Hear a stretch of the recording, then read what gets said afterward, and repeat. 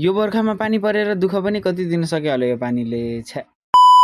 So all right everyone, मेरो नाम चाहिँ दीप सने र तपाईँहरूलाई स्वागत छ मेरो छोटो मिठो मिनी ब्लगमा।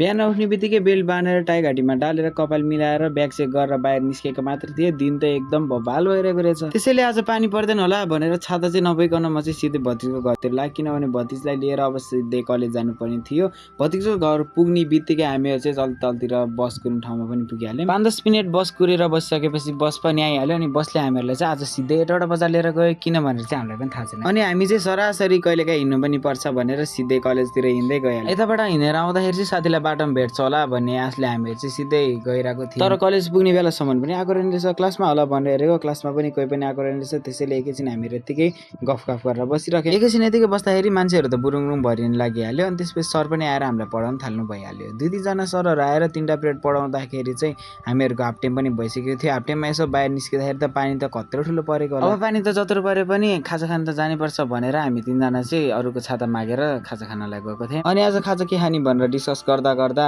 सबैजना मिलेर चटपटे खाऊँ भन्ने कुरा पनि निस्क्यो। अनि चटपटे खाएर हामीहरू चाहिँ सिधै क्लासतिर लाग्यौँ, किनभने अब हामीहरू जानुपर्ने थियो कम्प्युटर क्लास। क्लासमा गएर कपी सपी लिएर हामीहरू चाहिँ सबैजना कम्प्युटर क्लासतिर पनि गयौँ अनि कम्प्युटर पनि मजाले पढ्यौँ। कम्प्युटर क्लास शुद्ध हामीहरूको चाहिँ 4वटा सब्जेक्ट सकिसकेको थियो। त्यसपछि अर्को 5वटा पढ्नको लागि फेरि हामी आफ्नै क्लासमा पनि आयौँ। क्लासमा आइसकेपछि त साथीहरूसँग बोल्दा बोल्दा होला 2टा सब्जेक्ट सकेको त टाइम पनि थाहा भएन। त्यसपछि सबैजना ब्याग स्याग बोकेर सिधै घरतिर चल्न लाग्यौँ। साथीको घरको चाबी चाहिँ क्लासमै छुटेको भएर उरमा चाहिँ फेरि क्लासमा गएर चाबी लिएर आउँदाखेरि त भतिज त ढिलो भयो भने गइसकेको रहेछ। त्यही भएर उरमा फेरि घरतिर लाग्यो। जाँदा जाँदा अलि पर पुगेको मात्र थियो। भतिजले त फोन गरेर कता हो पर्खेर बस, हामी आउँदैछौँ, मेरो आज छुट्टी ढिलो भयो भनेर बस्न लाग्यो। अनि त्यसपछि हामी फेरि भतिजलाई पर्खेर अनि बल्ल जान लाग्यो। आज चाहिँ घर जानलाई लास्टै ढिलो भएको भएर हामीहरू चाहिँ भट्टाभट्टी छिटो टेम्पो पार्कसम्म गयौँ र टेम्पो चाहिँ होइन अब म्याजिकमा चढेर चौघाटातिर लाग्यो। चौघाटा आइपुग्ने बित्तिकै हामीहरू चाहिँ छिटो गाडीबाट निस्केर अनि त्यसपछि घरतिर लाग्यौँ, किनभने हामीहरूले खाजा खाएको थियो नि त चटपटे। त्यतिले मात्र पुगेन, 12 बजिसकेको थियो अनि त्यसपछि भोक पनि लास्ट लागिरहेको। त्यही भएर हामीहरू चाहिँ छिटो घर पनि लाग्यौँ। ब्लग चाहिँ यहाँसम्म मन पराएर हेरिदिनु भएकोमा धेरै धेरै धन्यवाद र आशा गर्दछु कि आगामी दिनमा योभन्दा राम्रो ब्लगहरू र कन्टेन्ट बनाएर हजुरहरूको सामु ल्याउन सक्छु भनेर